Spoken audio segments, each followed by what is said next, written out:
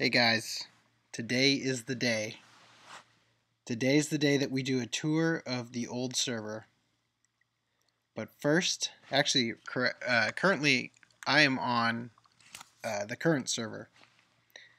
It is very difficult for me to contain my excitement, but I've had to for several months now, because immediately after mentioning that I was going to maybe possibly do an episode 50 old server world tour, I came up with a prank that very minute that I have been collecting resources for literally months. Anyway, so I've been collecting quite a bit. It's organized in a very specific order of exactly what I'm going to need. It'll come full circle at the end, so you'll understand when we get there. Alright, so let's hop on to the old server. Okay, actually, before I hop on the old server, because this video definitely has the potential to be 6 hours long, and I don't really want to make you guys sit through that. So here's what we're going to do instead. I'm going to be jumping around to different areas and basically starting the recording each time I'm there, as though, so that I could potentially do it out of order, or I could start re-recording without tripping up, and I'll be able to really condense everything. So I'm going to give you sort of an idea of what the layout of the server is, so that you can sort of follow me when I'm navigating. Alright, so this right here, this is going to represent, let's make it a little bigger. This is going to represent the Walrus Kingdom. The Walrus Kingdom is where, basically, it's where my base was, and everybody else's base is, it's basically, this is the center of the map. The rails will make sense later. Yeah, that's getting annoying. Alright, so this right here is the Walrus Kingdom. This occupies, this is a wall that's around the spawn village where it is currently on the existing server. Okay, so I'm going to put this iron block down. That iron block right there, that's going to represent the spawn village. That's going to represent like an iron golem. Okay?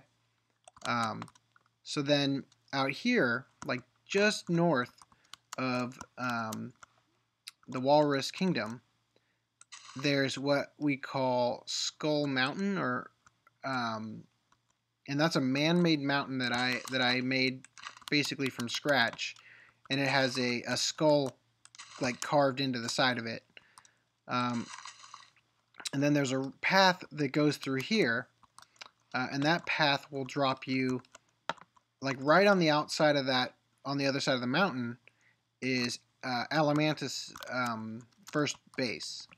Okay, and then on Skull Rock there is a creeper face like etched into it, facing this way.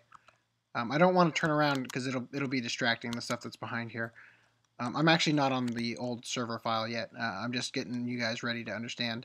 Okay, so I'm actually gonna, when we start on the creative server, we're gonna be standing right. Let's find a block we can use. When we start on the old server, what we're going to be referring to as the creative server. Actually, this is much too much. We could just do one. Okay, we're going to be standing on the roof of a building that's looking at the creeper face, the lava creeper face. Okay, so this right here, where we're going to start, is the mail. It's kind of like a post office, I guess. Okay, and then just over here is Inverted Shadows base, and you'll recognize it because we have the name of the player is actually spelled out in the sky on that particular one in dirt. So you'll see that, and that's how you're going to remember that. Okay. Let's see what else is there. My base is right here. I have the rail system that goes around it. And then I have, this will represent the minecart, the global minecart dispensing system. Because my base is inside of the Walrus Kingdom. Oh, by the way, at the top of Skull Mountain, there is a lighthouse that goes round and around and around, and it has a. Give me 1 second. So, as you'll hear me complain about again in the next part of this video, once we're actually on the old server, I had a problem with recording where I talked for like 3 hours and gave a whole tour of the world, and then it turned out that I had never actually started the recording. So it turns out that the second half of this portion of the video was actually a part of that, and it got it never got recorded. So I've basically taken out all the stuff I would have already had added in if I had just skipped ahead or re-recorded, and I'm gonna recreate it because I feel like it's a lot easier for you to follow as an audience if you watch as I build up the things I'm talking about as opposed to just pointing at them. Alright, so let's continue. So as I mentioned earlier, this is Inverted Shadow's base. Okay, just over here is NAC 303's base, which is a lot of spruce wood and leaves. I know it kind of doesn't look like spruce wood, but trust me, it is. It's just the biome we're in. And then just over here is a very large dragon that we, or actually probably not that large, that we got from Skyrim, that we imported using MC Edit. Somebody else made. I really couldn't tell you who it was. I'm really sorry, whoever made it. It's a very nice dragon, though, as people will see. Okay, and then just southeast of the base, we've got R. Strong's base. And in the recording, you'll see it as what my prank was. So there's going to be vines like everywhere around it, and dead bush and cactus and whatever on it. And then just over here is T. Calhoun's base, and just south of T. Calhoun's base is the really enormous tree farm that he and I made. That's visible from maps. It's actually very big. It's even bigger than a lot of the other players' bases. And then south of there is the arena that I built. And then the last place we're going to visit is Alam Mantis' new base, which is right here. Alright, so take a look at that. You can kind of understand. We're gonna start on that mossy stone brick, and we're gonna be facing the creeper face, the lava creeper face on Skull Mountain. Alright guys, here we go. I hope you enjoy. Alright guys, so I just gave an entire tour of the old server, and I was not recording, and it was over 3 hours of me talking to no one. Fantastic. Let's start again. So here's that creeper face. I'm going to start with this building here. The design for it is loosely based on a building in Kakariko Village in the Legend of Zelda Link to the Past. It's a very, it's a brick with, I think it has, moss growing all over the top. Anyway, that's not important. So this is our post office. Basically there's, you drop off books, which would act as letters. You could let people know, whatever. And down here were the archives. This is actually what my library on the current server the job of the library is to, basically handle that whole situation where, you run out of room in a chest, so you archive it. And then here's the writing room, where, you'd go in here, and we had to be careful with lighting level to make sure that nothing could spawn. But we wanted it to be dark until you walked in here anyway. If you press this button, and Book and Quill will shoot out. Wow, that looks really strange because of the 3D items. You get it at a bad angle sometimes. Anyway, try not to waste time now. Very tired, extremely tired. I have been working all day, like for just 12 hours straight, just doing prep for this episode, because I've got an amazing prank planned. Anyway, so here's Walrus Tower. Those blocks are actually supposed to be is it this one? The old version of this, where it's like more smooth. In fact, almost anywhere you see netherrack or nether brick in the minecart that's going through here is going in the wrong direction. That's why that's acting weird. Anyway, so pretty much anywhere you see nether brick, it's supposed to actually be the classic version of this, of the stone slabs. So here's the, this was like what was going to be my newest base. I started working on.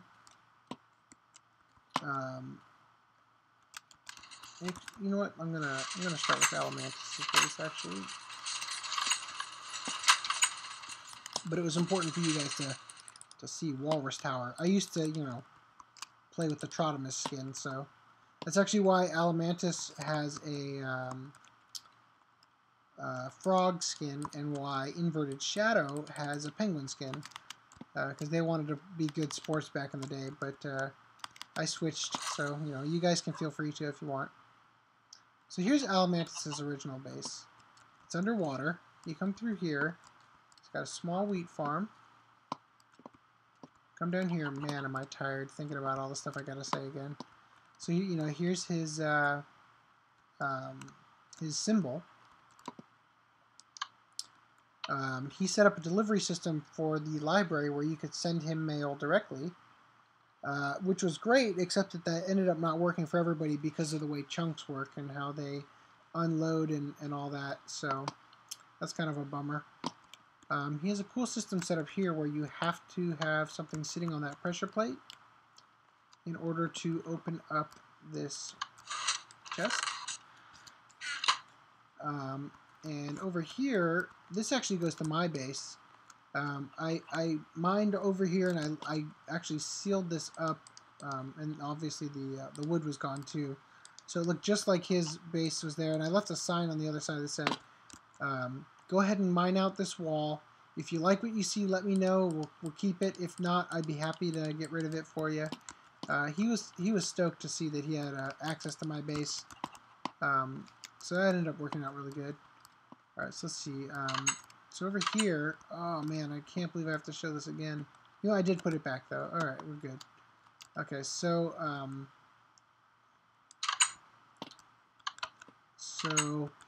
he set it up where he always carried a button with him to get back in, or he just broke this and pushed this button, which is I think what happened more often than not, to get back into his base. And this would be to his nether portal. We're not going to go to the nether on the old server because it was reset, which is kind of a shame, but whatever. There's really nothing there to see. So as I played on this server, the old server, the world we're on now, I used to play as the Walrus King, but also as my character Seiferus. Although I was playing as the same character skin and all that, but back in the day, I was basically the only OP, the server operator. So I used to drop things for people in creative mode that would, they'd find it, and I'd try to make the game interesting. So here it says, "Blessings from the King.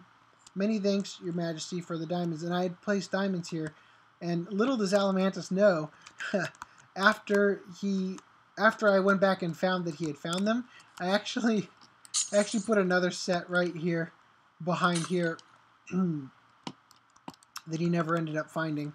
But we're going to go down here, and here, this opens into the Alam Mantis subterranean tunnel, the municipal subterranean tunnel. I'm doing this episode a little bit backwards from the last time I recorded this, or thought I was recording, but really wasn't. Oh good, the bud switch worked. Okay, so here, during nighttime, this opens up and lets this water down, because I thought, we tried to make it so that mobs couldn't follow you into the subterranean tunnel. So they supposedly would fall to their death. But the problem is that I found out much later, mobs constantly swim when they're on top of water. So they never ever fell to their death, unless there were like 30 of them here that I spawned in with spawn eggs. The other thing was that if you were to run through, because during the daytime you're fine, this is easy to get through, but at night you run through here and then you flip this if something's coming after you, and you know the redstone's all busted because of the updates and stuff, but this would shoot out constantly, arrows would shoot out so you could attack whatever's trying to get in through there. Alright, so this is a tunnel in Walrus Mountain, Skull Mountain. I'm going to show you from this angle so it's easier to kind of comprehend how this all fits together. So basically, we had just gone through Alam Mantis' base, which is right here. That hole right there. This is where he stored his animals above ground so they wouldn't drown when they would try to follow him. This is that huge man-made mountain I was talking about in the last episode. That I made myself. You can totally tell because of how crappy it looks. There's the bud switches, by the way, right there and right there. So if you were to go through here, Alam Mantis would have this great path to the Walrus Kingdom. So you go through here, and I actually stored, that was the bud switch deactivating, by the way. The light sensor, I mean. I actually stored... Man, and the last time I thought I was recording, I hit it exactly right. Yeah, but I stored diamonds and gold and stuff around here because I knew nobody would ever go in there, but it was just kind of like, if you ever did, if an Enderman had ever come by and moved one of those blocks and you saw it, you'd be rich. Anyway, so here is Walrus Way. If you look down here, you can see Seiferus symbol. I actually have two symbols, whereas everybody else on the server only had one. Because I had one that commemorated the Walrus King, which is kind of shaped like a, like the walrus. You know, if you imagine, well, you'll see it in a second. So basically, I had this hidden area, and you know, this game is a lot more fun if you play it in Moody. It's a lot, you know, it's just a little bit harder to see, because you might not think to go over here, you know, but if you do, this opens up, and I had this, which was a path where it would, you know, it would retract, and you would be able to walk up here behind the waterfall, which I thought was really cool, back when I first did it. And then now you're actually inside the skull of Skull Mountain, but we'll get back to that in a second. Oh, water. Stuck. There we go. Alright, so we're going to deactivate Walrus Way, and we are going to go down the long way.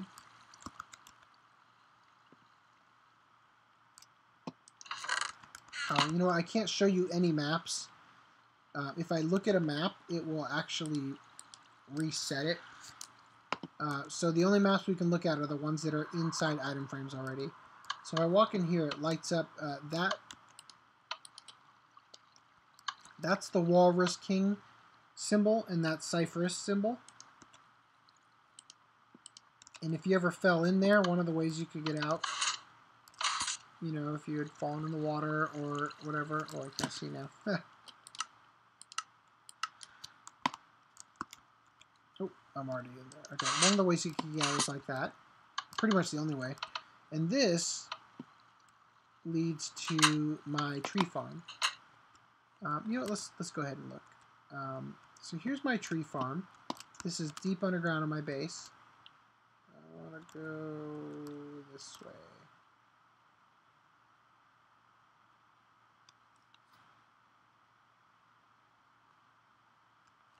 This is my base.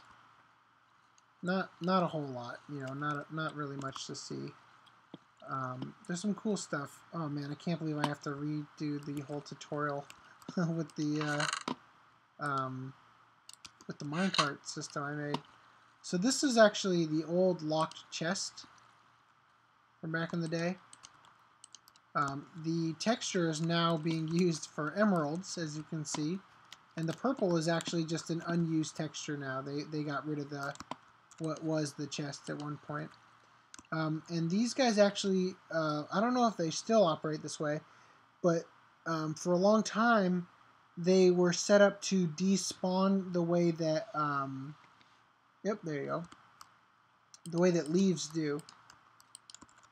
So I'm going to put these back. And let's grab a minecart. So here's my minecart system. It's very, I don't know, I really like it. That thing we just passed on our left was the track to Alam Mantis' base. Alright, so here we are.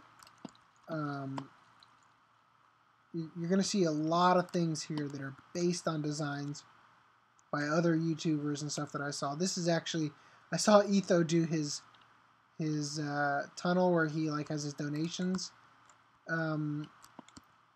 his donation branch mines on his single player world, and I went crazy with that design and used it all over.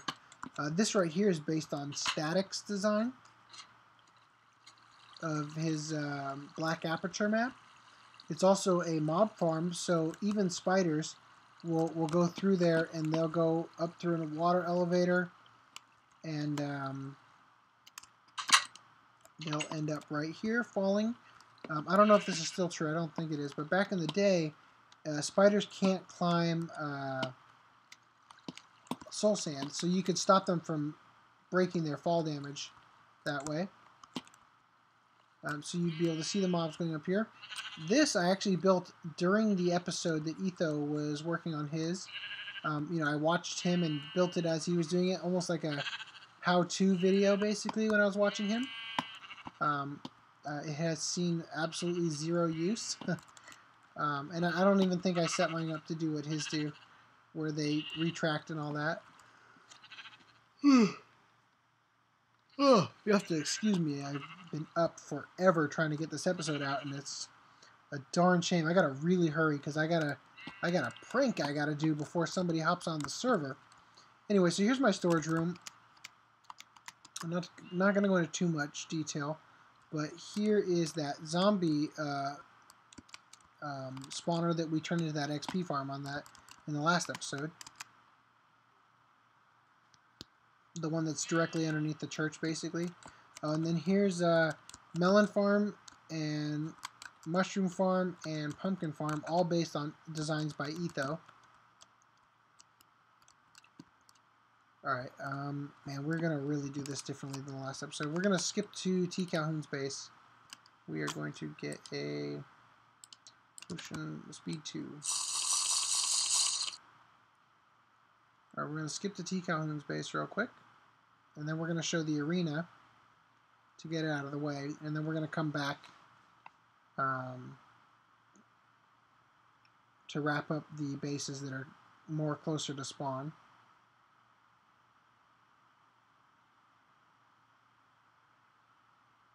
I would want to cut till I get there to save time, but we're pretty close already, so I guess I'm not going to.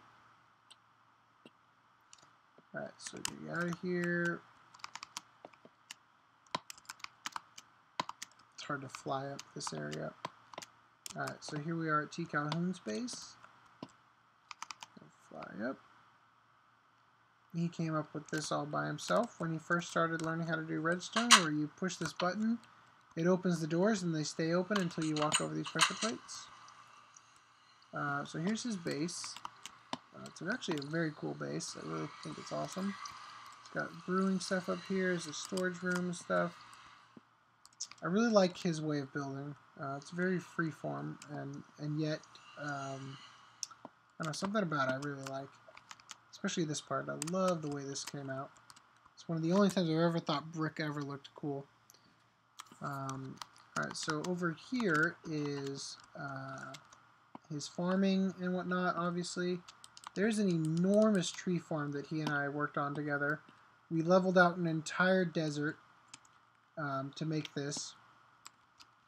Oh yeah, you'll notice that it's snowing in what should be the desert and stuff. That's because somehow the world seed got screwed up at one point. And so the biome started getting all weird. And the world generation was weird and stuff. And then eventually I finally found a way to get it back to what it should be.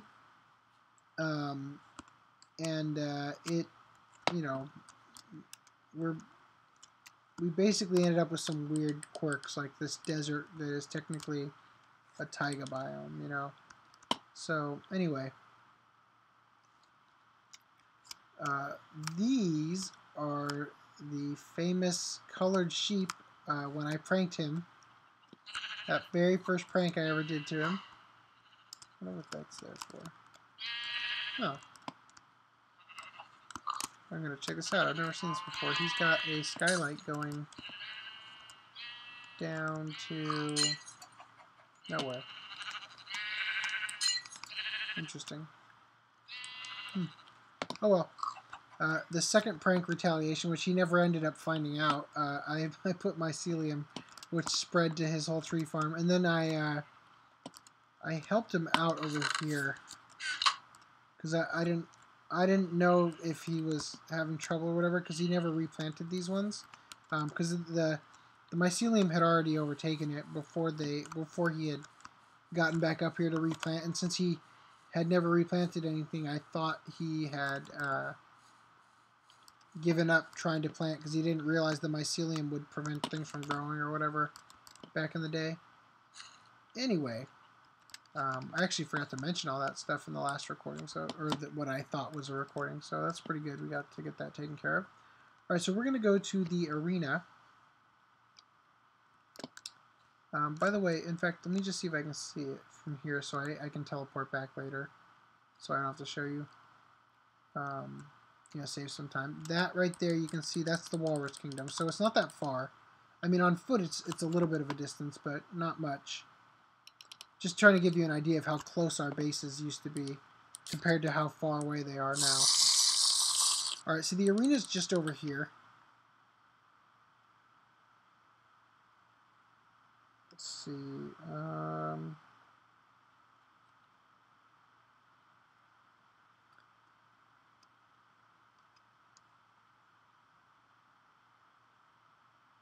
Alright, so there's the arena. Oh, another thing I forgot to show. Look at, you can kind of see, oh man, the map on the arena unfortunately has already been broken, but I have like these quadrants, almost like Simon Says, really, where there's like different biomes around each one. This one was going to be winter or desert, I don't know. I don't know what I was going to end up doing. I think this is going to be winter. Yeah, because this one's desert. And then I've got this thing that's kind of based loosely on one of BOO's designs. You probably recognize it, except it's a sandstone version. I talked about Arstong's bed that one time because it was in a very similar setup to this one, where I warned him that if he dies, it's gonna send him back to spawn because it's gonna act like this is obstructing it. That was all storage from when I was working on the arena. It's actually a Spleef arena. Okay, so basically, this is how it works. You walk in here, and you're at, like, ground level, right? And you got a great view of the arena and stuff. You go down here, and you're entering level 1, which is dirt level. This is where you go in, and you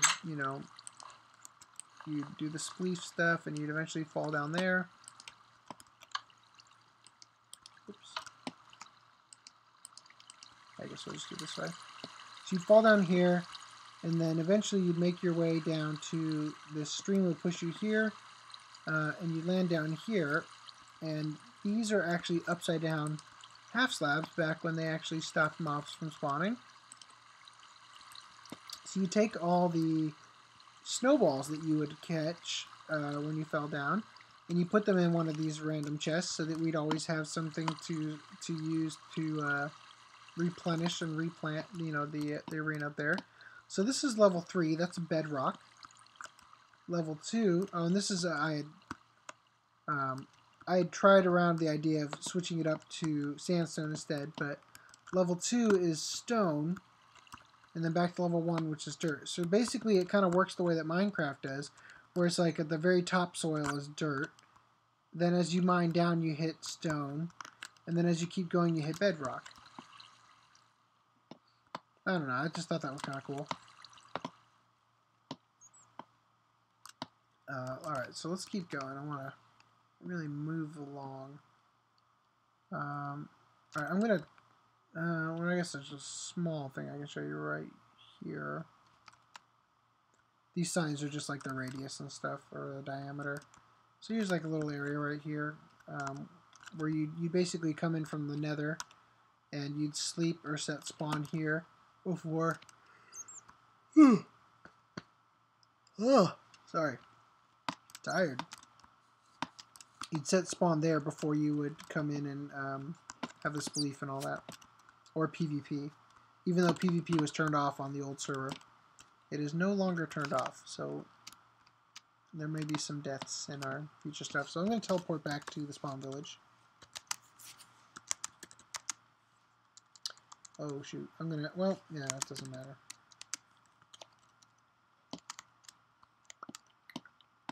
I just knew I was going to teleport there instead of where I wanted to.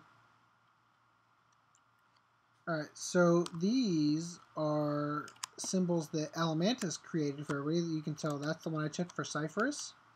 That's the one that Calhoun used. I think Alam Mantis came up with every single one of the ones that have been used, with the exception of the one that R. Strong made, which he made on his own long before joining our server. So here's Inverted Shadow's base. You can see he used that one. There's really not much to show. I'm not going to go into detail because the last episode, man, it was like 3 hours long. You know, the last time I tried to record this. Oh man, these guys are way funnier before. They were stuck half in the ground, all looking the same direction, underwater, completely submerged. It looked really funny. Alright, so let's see now. Oh yeah, definitely gotta show off my minecart system. Worked really hard on it. By the way, these guys are hooked up to the light sensor, the bud switch. So basically, you come in here. So those would light up. I mean. All right. So now it's like, okay. So now I'm here, and I'm at Seiferus base, the northern port of the Walrus Kingdom. I want to continue going. This isn't where I want to be, right? So I go forward.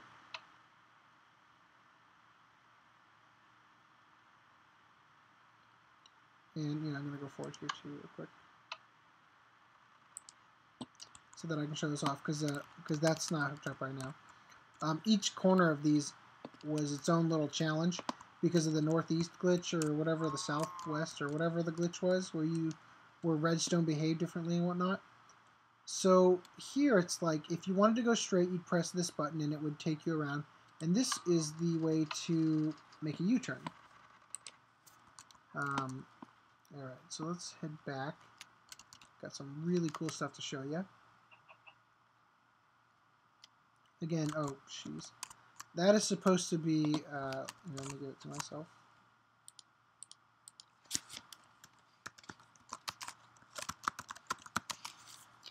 $43, I think it is. 64, 7. Alright. Yeah, so this is supposed to look like this, as you saw on the last episode, I'm sure. You've recognized this shape, that this is supposed to resemble minecart tracks. That has a lot more of them, as you remember from the last episode, but that one's not all fixed up, so Alright, so let's get back to this. So this here is a minecart storage system. Alright, so this guy comes here. Now, I've arrived at the station, right? I'm at Seiferus Base, Northern Port, Walrus Kingdom. This is where I want to be. So I push this button instead of that one. Watch here. And it stores it in this dispenser, like a Pez dispenser. Now, if it's full, watch what happens.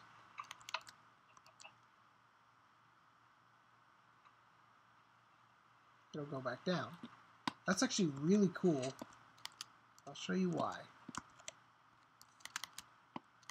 This is how it's designed. So the red one is sending carts to the dispenser, and green is them being sent back to you from the dispenser. So check this out. When a cart comes down from here, it's riding it.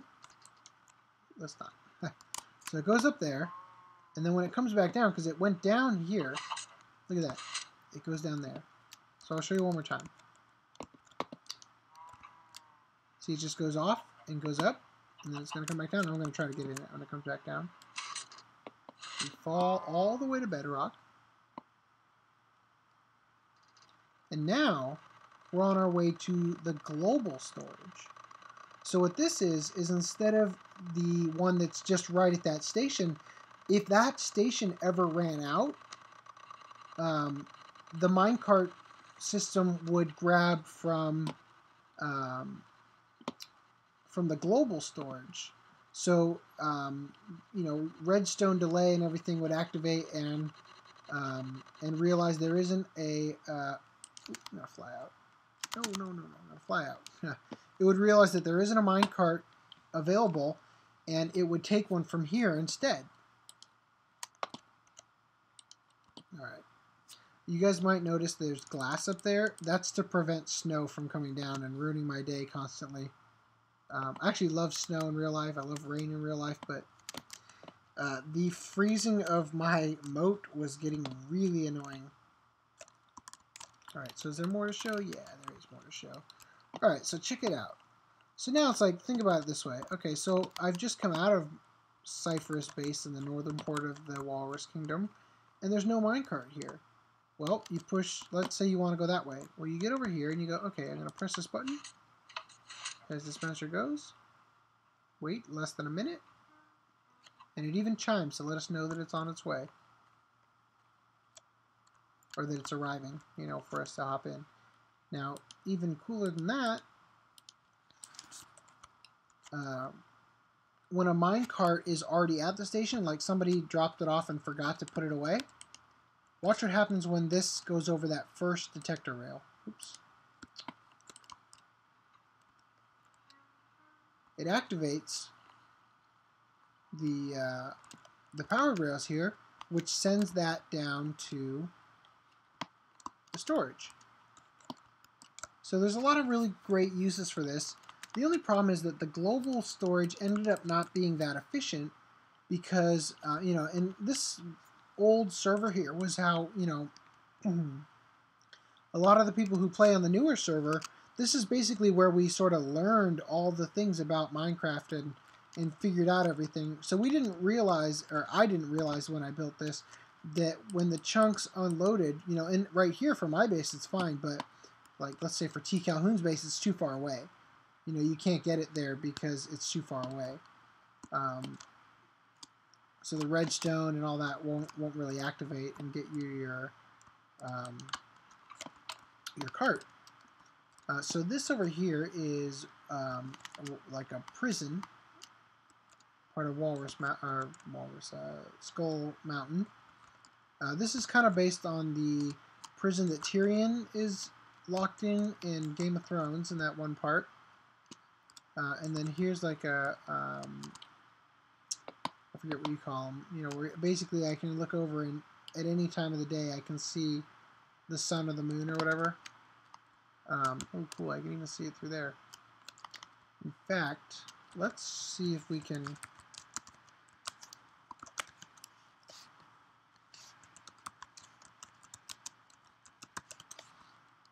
Oh, perfect.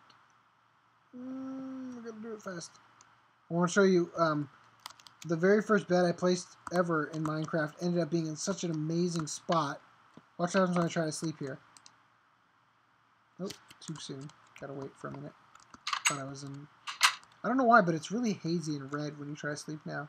So check it out. Whenever I go to sleep, if it was right there, I got to see the moon rising above that church. It just looks so beautiful. I don't know why it's so red.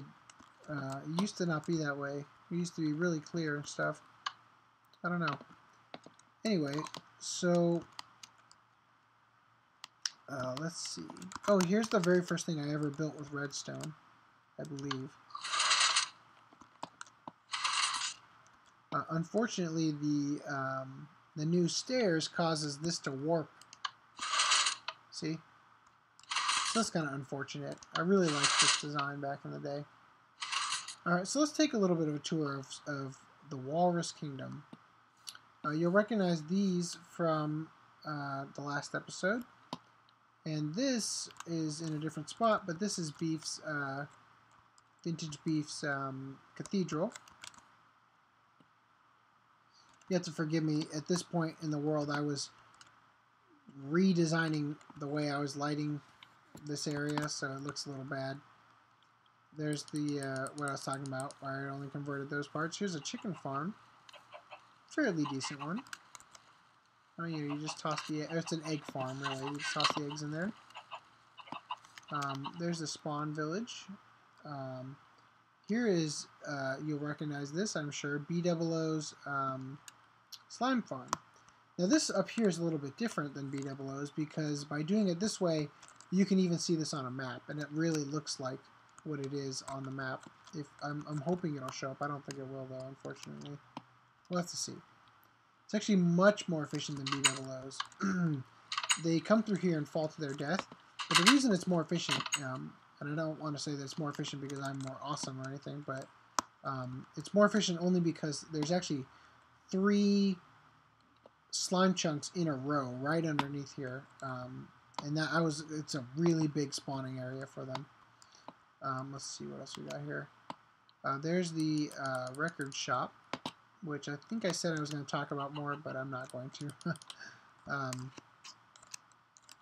Here's the map store, which I think looks pretty cool.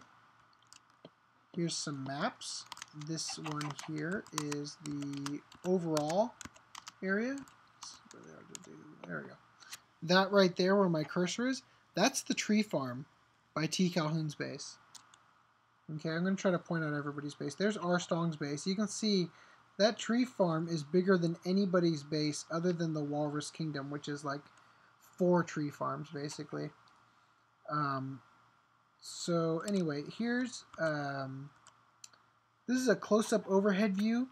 If I was to have had this in my inventory and it would update, this is back before I removed the stuff I had up in the sky that was covering it, and you wouldn't be able to see this area. That's Alam Mantis' base, his new base. There's Armstrong's base, which is very green because of my prank. And then this is one of the maps.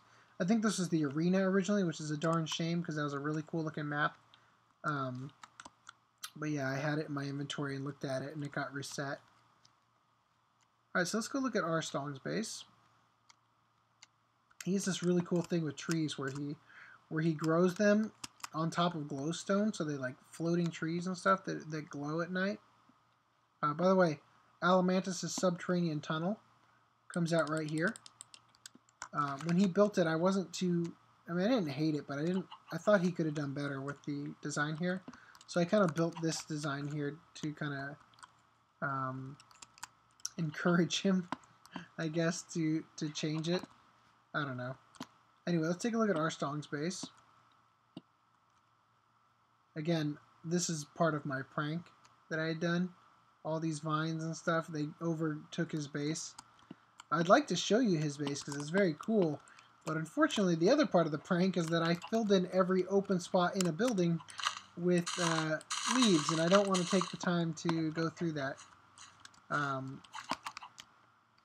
By the way, this here illustrates that you only need one water block, and it'll hydrate like a whole 9x9 area of farmland. And then here is the picture I sent to R. Stong while I was at Alam Mantis' wedding. Here we go. Here lies R. Stong. Surely this is his ash and remains that are buried here, for there is no other logical reason for his absence from the land of Third Echelon and the decay of his home. Rest in peace, beloved friend, from the community.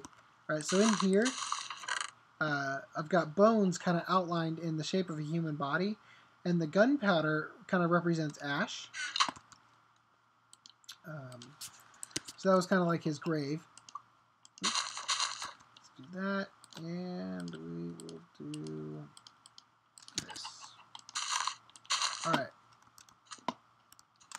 So that's about enough of his base for now. Trying to do this quick. It's got this cool thing. It's got a minecart in here that's constantly going over detector rails and stuff and lighting that up. It's really cool. Looks even cooler when it's not covered in vines. Here's a little shrine he built to himself. This was another thing that got suffered from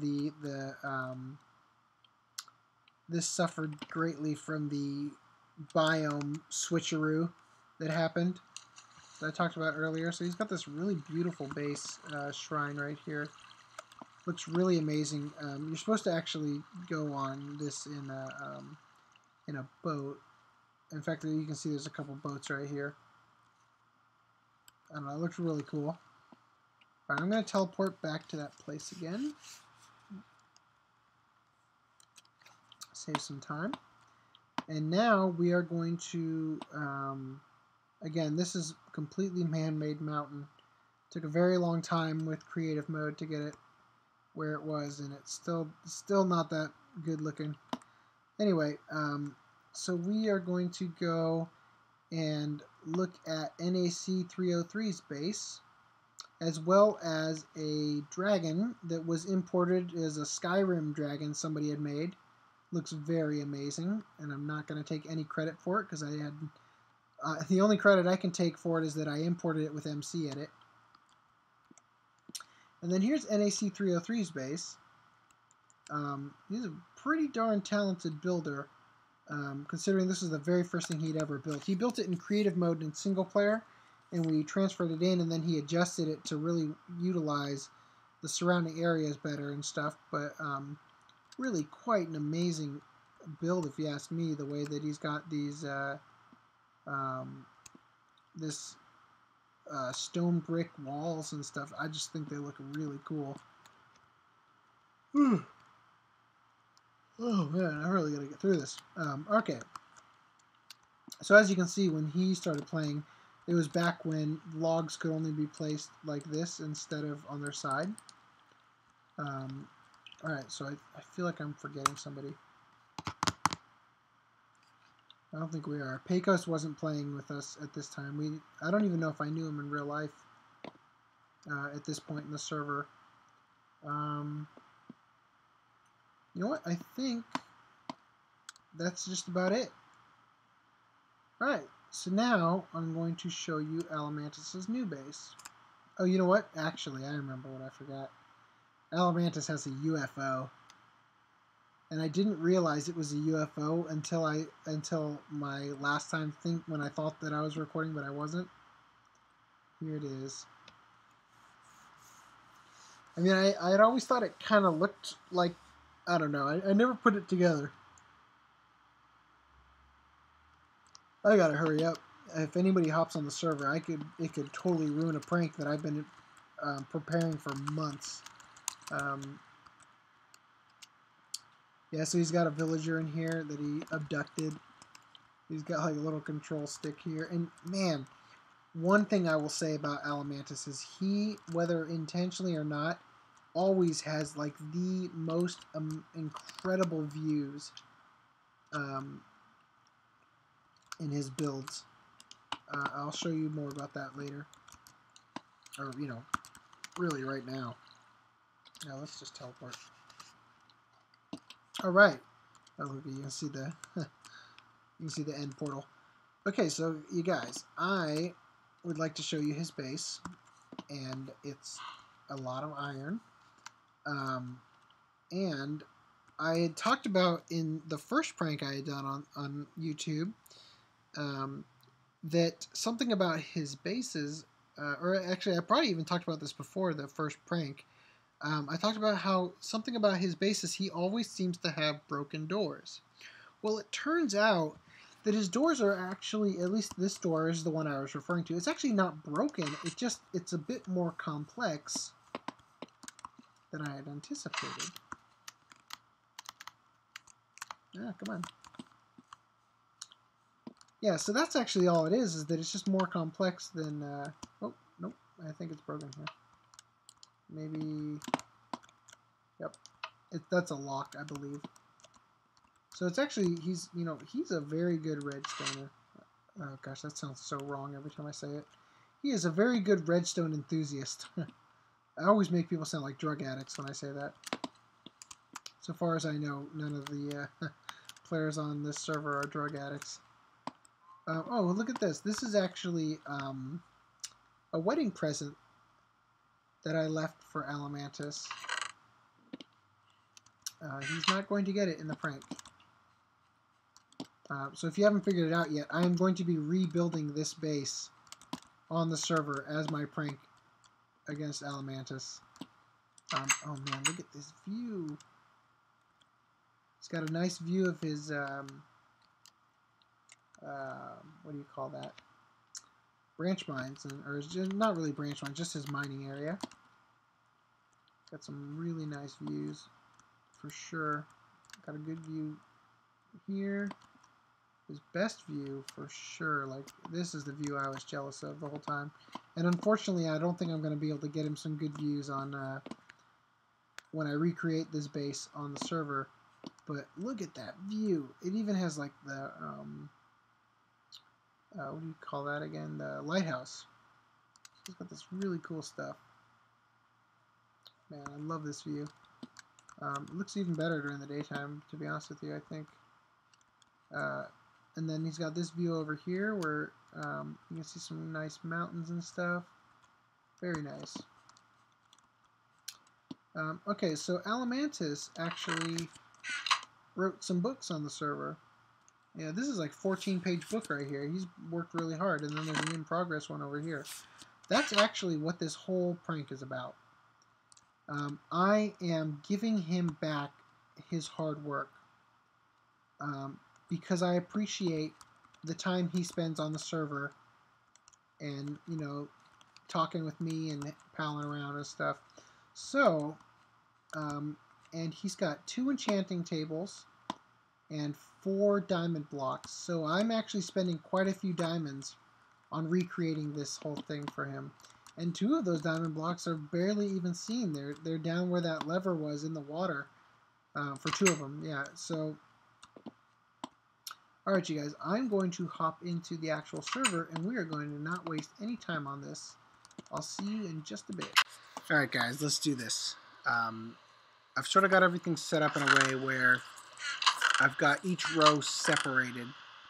I've got my iPhone with me, and I'm looking through my Dropbox at these screenshots I took of each level, and we're going to try our best to get this done as swiftly and painlessly as possible. I've grabbed the first 3 levels worth of blocks, and we're going to just get started. Thank goodness I've already finished this part, because that took a long time. This is a lot of the prep work I did today. Getting the items stored from storage and stuff back in here. So, okay, we're going to start right now, and we are hopefully going to get this done in no time. Alright, so I know that it goes red, red.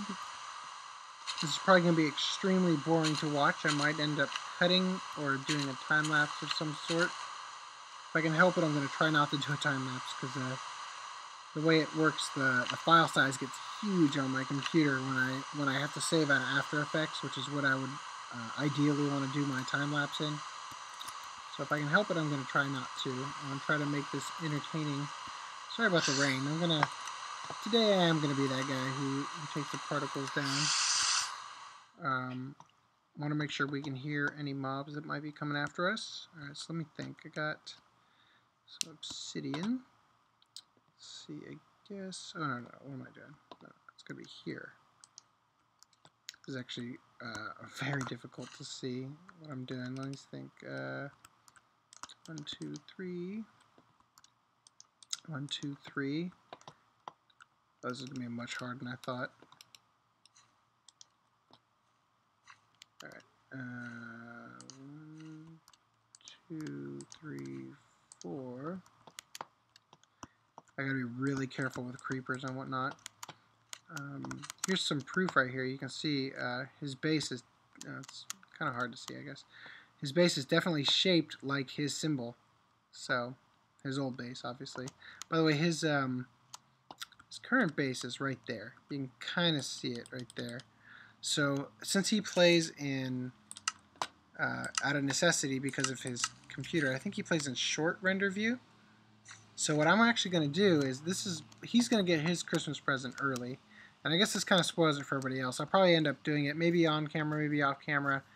But everybody's getting a beacon from me for Christmas. So I'll set up a beacon over here so that potentially he will see the beacon and he'll inquire about it and come over here and see this prank. Anyway, let's get back to work. Alright, so let's go 1, 2, 3, 4. 2, 3, 4. Let's see, and then I need some lapis. Gosh, this lapis was so expensive and hard to get. Lapis. Took a lot of time. Iron. And then a lot of this iron, like there, it's like, I'm wasting it now. Because that's like an area where it didn't really need to go. But because he had originally built this in creative mode, he wasn't so concerned about it. But we are going to not worry about that because although we've kept it very hidden, and there's been a couple of recordings where I mentioned something about something or other that I ended up having to restart my recordings because I wanted to keep it a secret so that nobody would become wise. Because I actually was storing a lot of my stuff over by the iron farm, which is based on the design. It's almost a direct copy of the design that Doc M has a tutorial on how to make. I'll show it to you another day. Right now we want to definitely focus on getting this done. Okay, so we go here, here, here. I want to make sure I get these ladders out of the way first. Ladder. And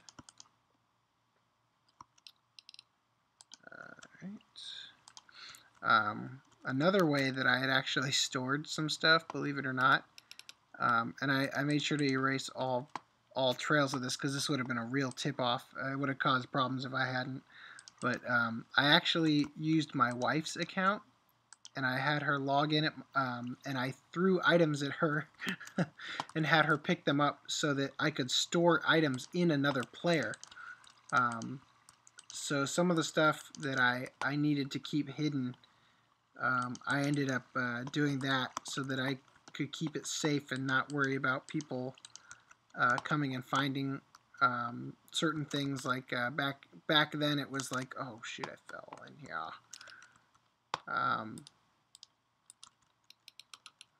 Like the circle stone and all that, which is what I ended up, I had already put it down there. Well, you'll see more of it in this episode, I'm sure.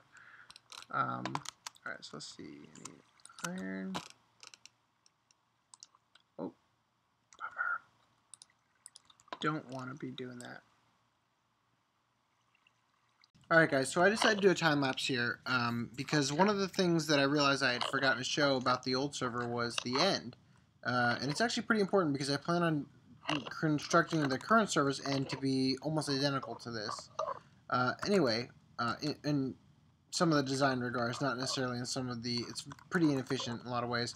I'm going to try to make this go really fast so that the time lapse can be cut very, very short. Anyway, so this you could take up. It's a water stream. It's just a slightly bit faster than going around here. But it looks pretty cool, I think. This like spirally staircase thing, and obviously there's the way home. And then over here, over here is an Enderman farm. It's kind of based on the one that Etho has, the one that he usually punches them with watermelon. And then here's a farm I was developing that works pretty good. You know, basically they spawn and get pushed off, which is kind of similar to the idea of Ethos. And this is, you know, when it's like this, it's an XP farm, although it's not super efficient. I think one of the great things about Enderman is that if you attack one, the others don't kind of come after you. Anyway, so they get brought down to basically 1 heart, and then you can just do this when you're done getting XP, and it'll basically kill all of them, and then all the Ender Pearls will get pushed towards the center. So you just hop in and grab the Ender Pearls, and then you're good to go. But yeah, this is just like a kind of a test. So I'll probably do something like this on the server. And then this thing right here is actually oh, that's funny. I have not seen that glitch in forever. Wow. Anyway, this was a wedding present, another a more grand wedding present to Alam Mantis, because he used Ender Pearls more than anybody else on the server when we were playing before. You know, this is a different system of the same sort of idea because Endermen are 3 blocks tall. In fact, I think this is almost exactly what Etho has on his thing, if not exactly. And then that's just a repeat of what's over there. Alright guys, so that's about it.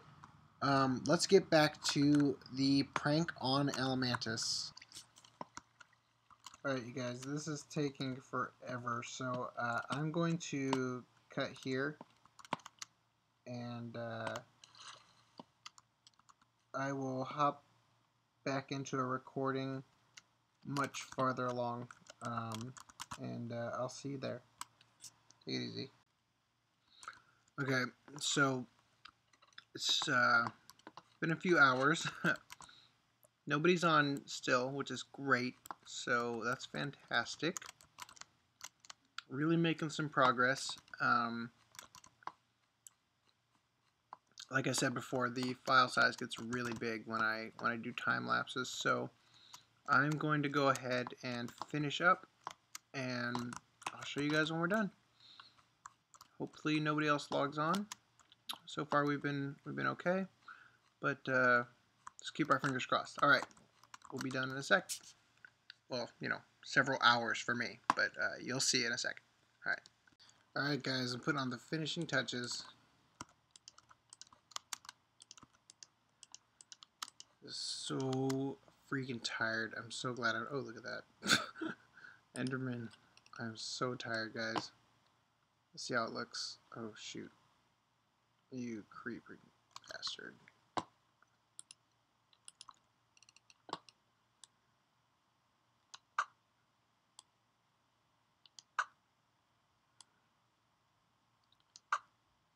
Alright, whatever. Let's take a look. Oh, shot 2. Nice. Hold on. I want to make sure I don't get blown up. Yep. There we go.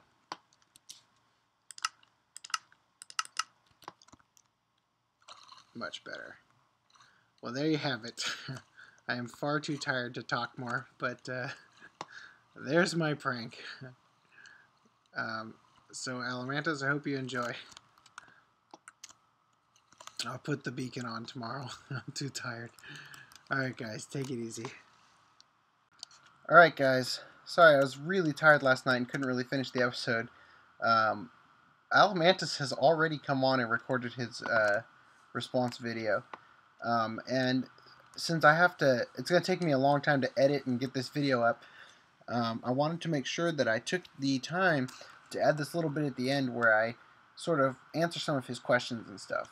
So this was done completely legit. I've been gathering the resources for about 3 months now.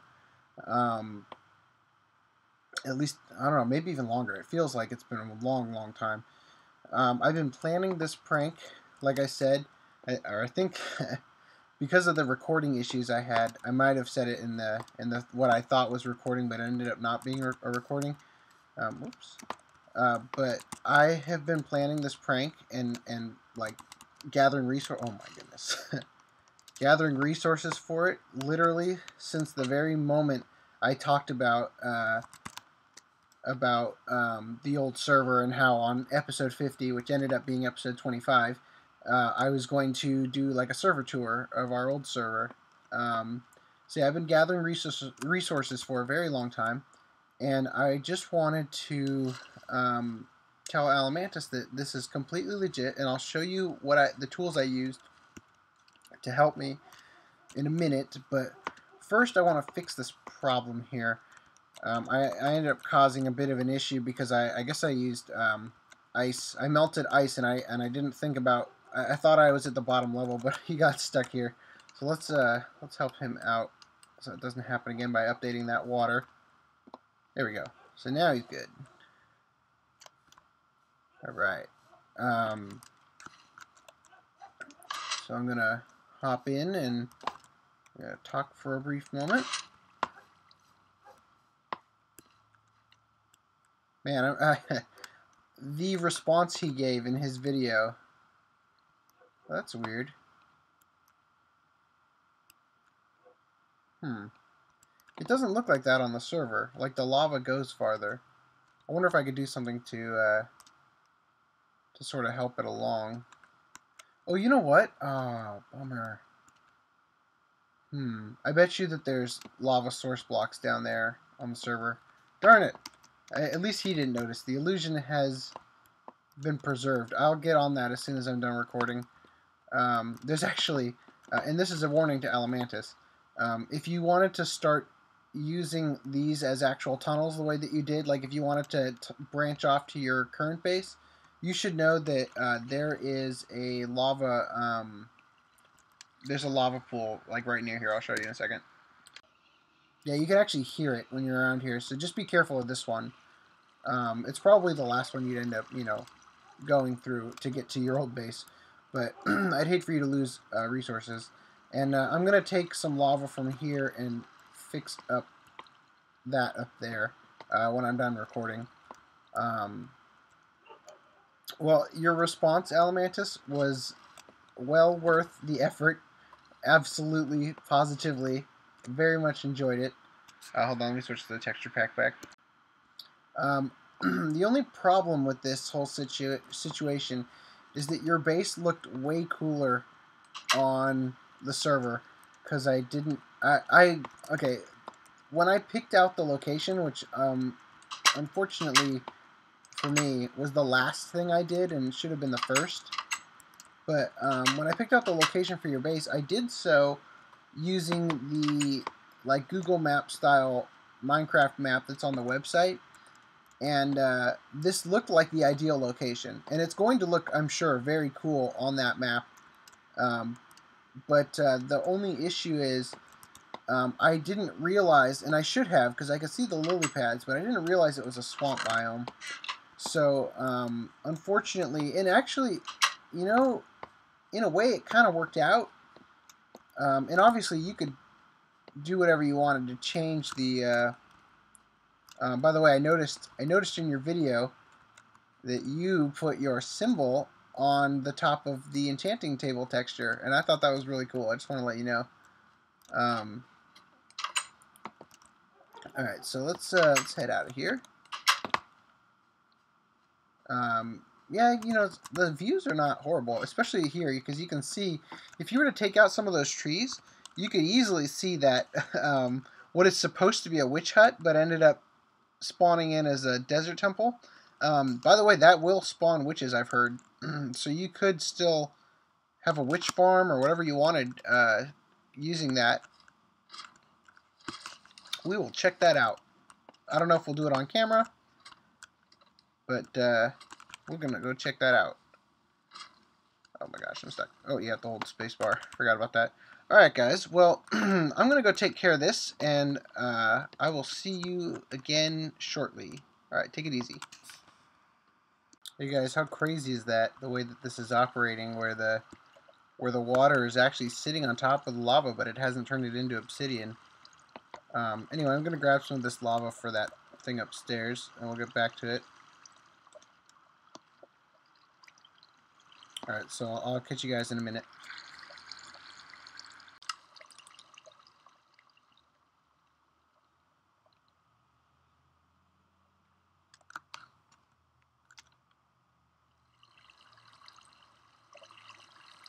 That was weird.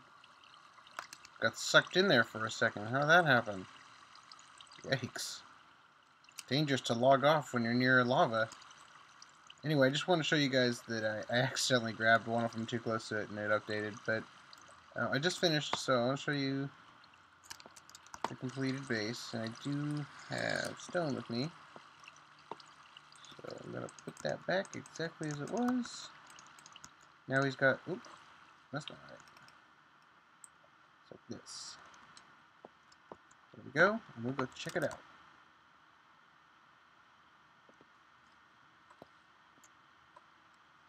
Ah, come on. And there you have it. All done. Back to perfection. Alright guys, I hope you enjoyed. Alam Mantis, Merry Christmas. Everybody else, you're on my list. But it might take till next year to finish those pranks, so I'm probably going to do much less severe or less invasive things to everybody else. And then next year I'll pick a new victim. And you know, we'll basically go that way. Alright guys, so I hope you've enjoyed this video. Alam Mantis, please feel free to move that beacon when you need it. I was going to give you a full pyramid because I was hoping, knowing that your view distance is set to like normal or whatever instead of far, I wanted you to be able to see it, but I also wanted you to be able to feel it so you'd know immediately when you logged on. But I didn't want to put a ton of gold there, and I don't know, I just thought it would obscure it more. I wanted to keep it kind of hidden, so it ended up working out. I wish I had mentioned. I didn't realize you were gonna hop on and record before I even finished the recordings for my video, but I should have mentioned that it was outside of your base, and in the future I'll make sure to do that to people so that they don't spend, you know, a good portion of their video just looking around inside. Although it was a fun watch, and I'm glad that you did do it that way, because you didn't waste a lot of time, and it ended up being pretty legit. Alright, so take it easy. Man, it's too funny. Alright guys, I'll see you later. Hey guys, I'm sure you probably remember this from earlier in the episode.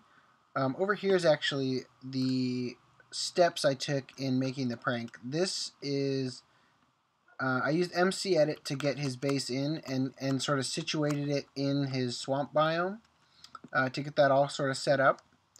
And I cut away one block from each one in a pattern until I looped around and got over here. So this was level 1. You saw me recording myself doing this part. And, you know, it kind of just moves on.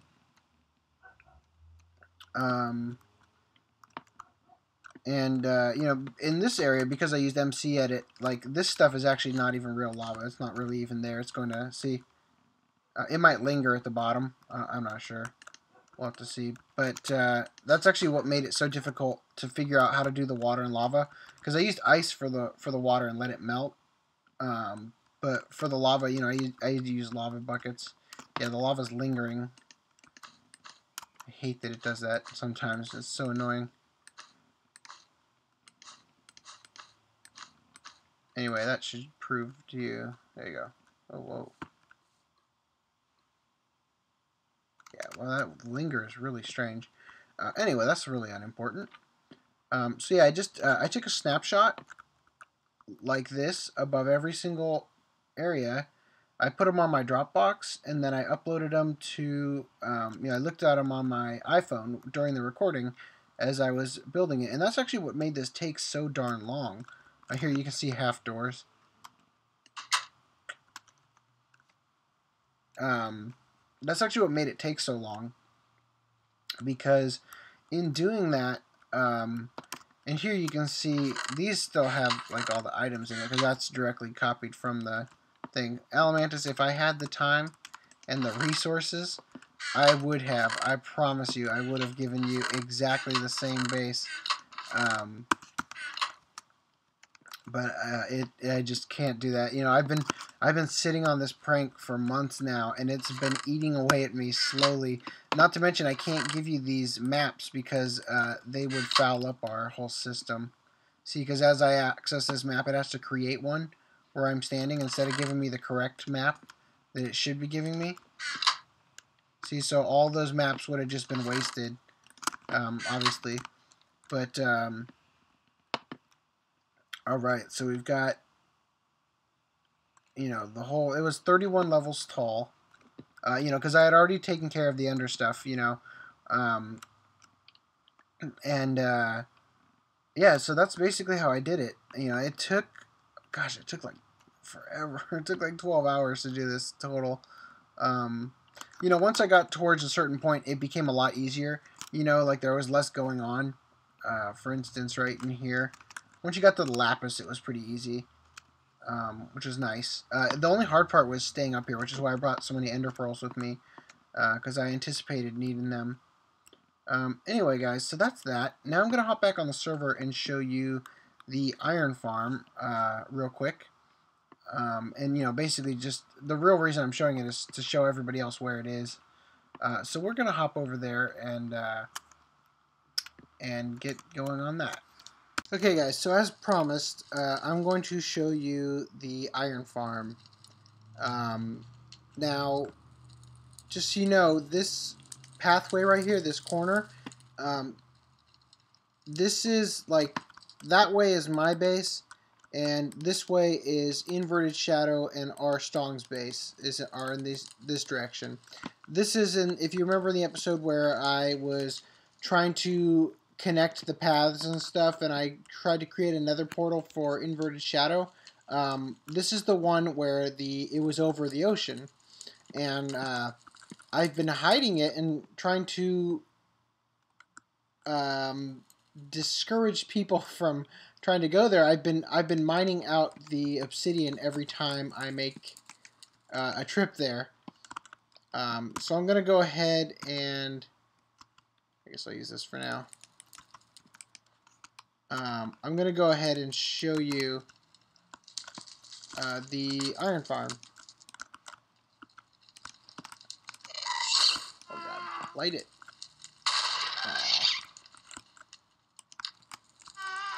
Alright, here we go. Okay, here we are.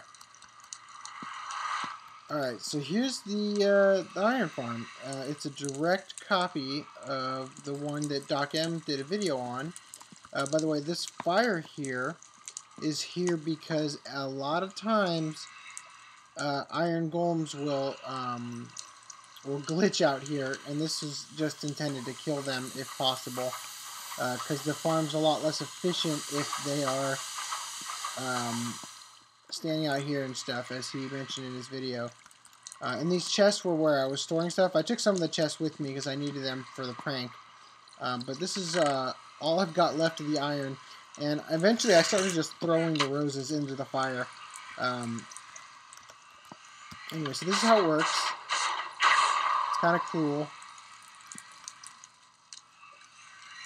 And there you go. I got 18 iron out of those guys.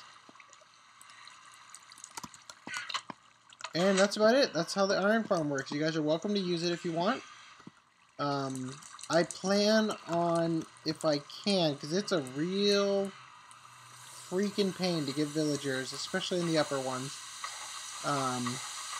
Because I don't like losing items down there, especially powered rails.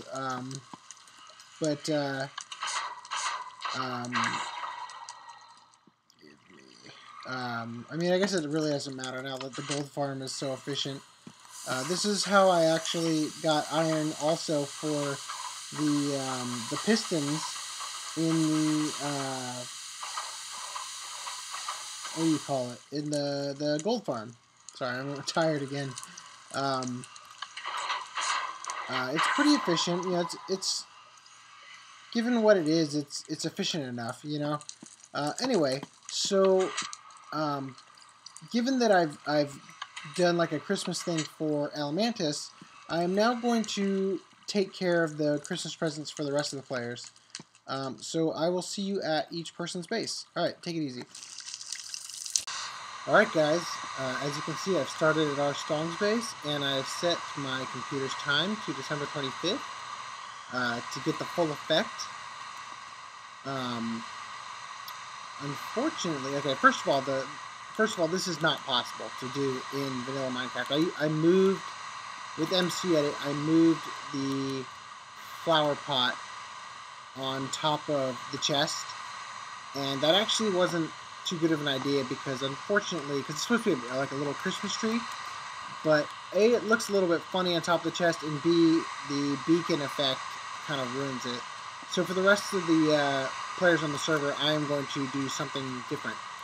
Alright, so let's hop off, and I'll see you again at Inverted Shadows base. Alright, see you soon. Okay, here we are at Inverted Shadows base. You know, it's kind of ironic. So far, at least, nobody's base has been in a biome that made this really pop and look great, unfortunately. But this is what I think I'm going to do for the rest of them. By the way, everybody's getting a Christmas card. It just says Merry Christmas, but that's just so that I could get a chest in here that would, hopefully, if they see it on Christmas, it'll just give them the full effect. That's really the only reason the chest is here. Because on Christmas when you have two chests, it's going to look like this. And I just wanted to do something special. Take advantage of it for the sake of Christmas and everything. All right, so Merry Christmas, Inverted Shadow. And I guess I will see you guys. Let's see. I guess we'll hit T Calhoun next. All right, so we'll see you there. Okay, so here we are at T Calhoun's base. Apparently, the only biome this is going to look good in is a jungle biome, so that's kind of unfortunate. So, Merry Christmas, T Calhoun. He actually already received his Christmas present. I mean, this is a bonus for him, but I cleared out all the fire around his nether portal in the nether to prevent him from dying again. So, I also wanted to show you, well, bam, I guess Alam Mantis is pranking everybody who has a village or whatever, I guess. I don't know. It's actually pretty funny. T Calhoun is working really hard at the moment, I've gathered, to move villagers around and stuff. And I can say that for sure because the portal, he moved it so that now you come out over here. And there's all sorts of, like, I didn't understand it first. First of all, here, we villagers heart our great and powerful master Alam Mantis. Heart, heart. But there's rail in, like, seemingly random things. I didn't have any idea what was going on at first. So I can get through here. Perfect. All right. I'll show you guys. Assuming this comes out in the right spot. Yeah, look at this. I thought he was just experimenting with, I mean, look at it. I thought maybe he was just experimenting with the ability to send minecarts through portals or whatever, but I don't know. I have no idea. Maybe he's storing villagers down there. Who knows? Who knows? Perhaps he created a breeding cell down there that he's been using to bring them up, because villagers will breed in the nether for some reason. I don't know why, but it does happen. Alright, so I'm going to head back to Alam Mantis' base and finish off, basically gift wrapping his present, even though he's already seen the prank and present. So I'll see you guys there in just a bit.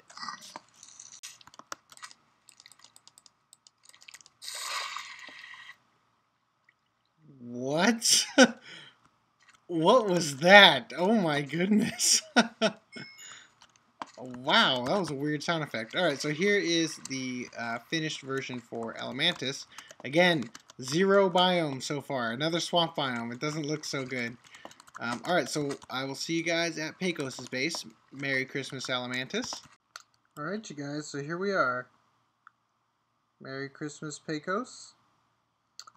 Yours is the only biome I think anybody on the server is ever going to have where it's going to look good. He's in the Forest Hills biome, which is a biome I completely forgot existed. Yeah, it looks pretty decent here. So, Merry Christmas, Pecos. And now, I have a Christmas present for the audience. We are going to look at Pecos' base, because it's freaking amazing. Look at this. This guy can build. Oh god. Oh god. I hate coming here for this reason. I always feel like I'm going to ruin something because of the creepers. Because there's always a lot of them. So look at this. I mean, just wow. It almost looks like this island was custom generated for him to build on. But in fact, he's just such a talented builder that he works with what he's been given. Wow. I truly think this is one of the most impressive things I've seen built on our server, and in all honesty, I think it's one of the most impressive things I've seen built in general in Minecraft. And it's kind of a more subtle thing about how impressive it is, just because of how well it utilizes the space around it and everything. But you know, he's really talented at using different colors and whatnot together. Anyway, I'm not going to spend a lot of time here because I'm very nervous that I'm going to blow something up with a creeper. I don't know how Pecos manages to fend for himself over here, but it's not easy for me. I feel like they're everywhere. Alright, so with that said, we are going to wrap up this episode back at my base.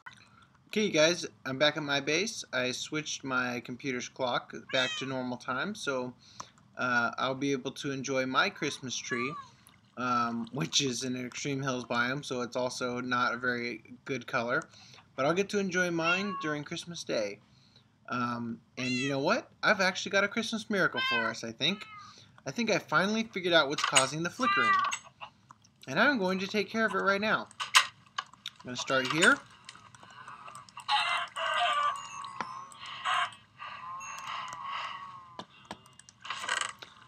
Get rid of that. I would not be surprised if this is what's causing it. Because, you know, I watched pretty much all this stuff back as I've been editing.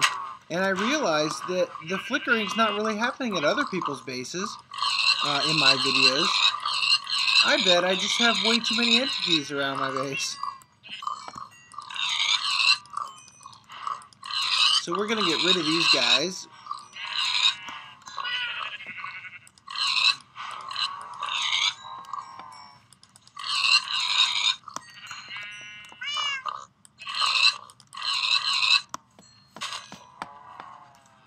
We need 2. Ooh, that was close. So we leave 2. Oh, let's put all these away.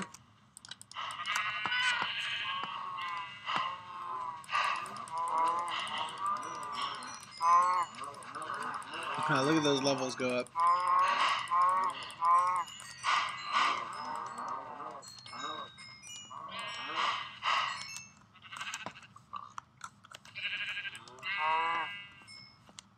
Alright.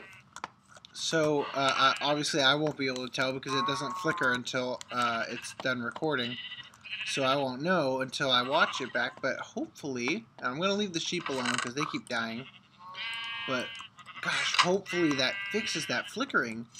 And then if it does improve it quite a bit, because I've noticed that chest room my storage area where I constantly go during my videos seems to be the worst out of everything in regards to how bad the flickering is. So potentially, if I head back here and it's better, then, you know, I'm going to start killing a lot more things around my base. Alright, so here's a little test, and then a more conclusive test. Gonna switch to this because that freaked it out last time I did it. Well, guys, Merry Christmas and Happy New Year. I'm praying that we have fixed the flicker once and for all. Alright, God bless everyone.